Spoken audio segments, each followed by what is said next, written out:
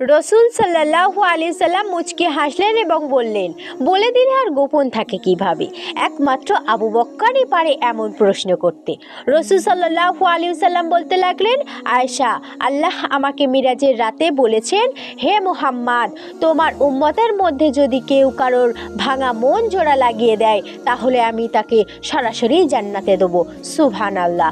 আয়েশা রাদিয়াল্লাহু তাআলা আনহা তার বাবা হযরত আবু বকর রাদিয়াল্লাহু তাআলা আনহুর কাছে এসে নবীজি যে কথাগুলো বলেছে সেগুলো বলতে লাগলো। আবু বকর রাদিয়াল্লাহু তাআলা আনহু হাউ হাউ করে কাঁদতে লাগলেন।